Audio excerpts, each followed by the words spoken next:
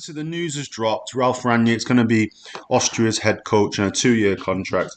But interestingly, he will continue as a consultant at Manchester United.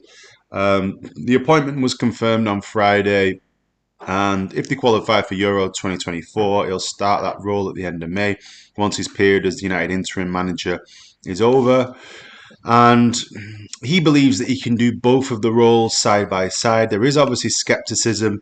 His management hasn't really gone very well, but I actually think he's been a breath of fresh air. I think he's highlighted to the Glazers exactly what's wrong with the club, and they'll either take his advice or not, but in the end, he's right. Most of the things he said about the players and about the structure is right.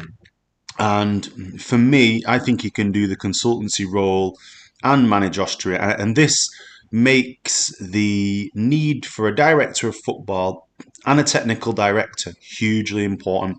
And if United can get someone top world-class director of football behind Erik ten Hag and a technical director, then I would back the decision. I'd keep Rangnick there for 2 years. Let him upgrade the medical department at Manchester United and try to push United into being a world-class club.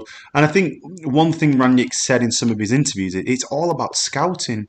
If you want to be successful, you have to buy the right players. The best manager in the world with the wrong players, you won't be able to do very much. So recruitment is like 99% of it. And if you're just buying players willy-nilly without a strategy, you're in big trouble. United have got one of the largest wage bills, highest wage bills in world football, and yet they sit 6th or 7th in the Premier League. They've spent hundreds of millions of pounds on players. They've just not bought the right players. So until that's remedied, until there's a structure in place, people like Matt Judge and Ed Woodward should not be purchasing players. So if they listen to Rangnick, I'm confident United in 3 years can be back. If they don't and they use him as a fall guy, I think he'll leave anyway. I don't think he wants to operate without any power. He's insinuated such as well. So let's see what happens. He's going to be Austria's manager. And we need to see how that's going to work. But I don't think it's a labour-intensive job to oversee the revamp of Manchester United.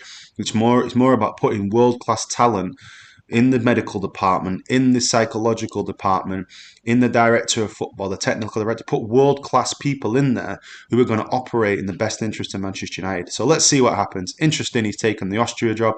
I think he's a bit pissed off, and I think he'll walk. If the Glazers don't give him any power, I think he's just going to walk away. He doesn't need it. He's 64 years of age.